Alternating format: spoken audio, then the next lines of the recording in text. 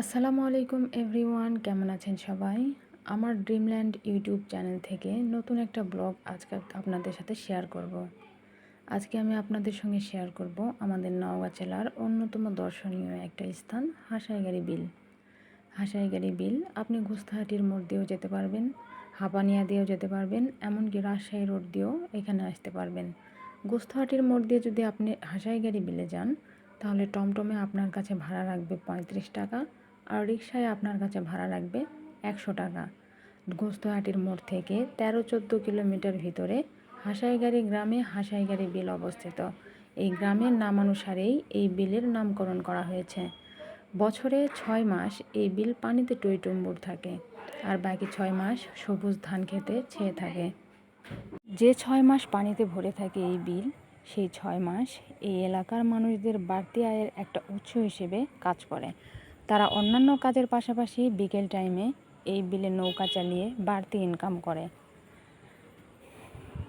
আপনি অন্যান্য দিনে ঘুরতে গেলে এখানে নৌকা ভাড়া আপনি অনেক কমেই ঘুরতে পারবেন। 1 ঘন্টা 100 টাকা, অনেক সময় 1 ঘন্টা 200 টাকা এরকম।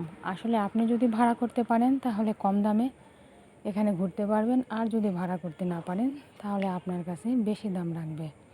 আর যদি আপনি শুক্রবারের দিন যান তাহলে আপনার কাছে একটু বেশিই ভাড়া নেবে। শুক্রবারের দিন এখানে মানুষ বুঝে 700 টাকাও নেয়, 500 টাকাও নেয়।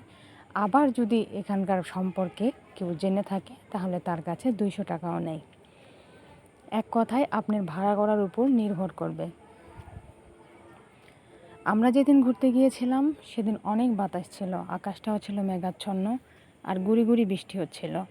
তাই তো মামার সঙ্গে কথা বলে নৌকায় চড়ে আর না ঘুরে চলে এসেছিলাম, কারণ পানিতে অনেক স্রোত ছিল। এই ঢেউয়ের সময় নৌকায় না ঘোরাটাই আমার কাছে মনে হয় ভালো, কারণ যেহেতু আমাদের বাড়ি বিল এলাকায়, সেহেতু আমরা এই বিল সম্পর্কে একটু বেশি জানবো, এটাই স্বাভাবিক। ঢেউয়ের সময় নৌকা নিয়ে বিলের মাঝখানে গেলে প্রচুর ঢেউ থাকে, এতে নৌকা ডুবে যাওয়ারও সম্ভাবনা থাকে। যদিও এখন এই রকম সচরাচর ঘটনা শোনা যায় না, কিন্তু আগে এই বিলে প্রচুর নৌকা ডুবে মানুষ মারা গেছে। আর আগে এখন যে রাস্তাটা দেখছেন, এই রাস্তাটাও আগে ছিল না। এই পুরোটা বিল পার হয়ে এই পারের মানুষ ওই পার যেত, আর ওই পারের মানুষ এই পার আসতো।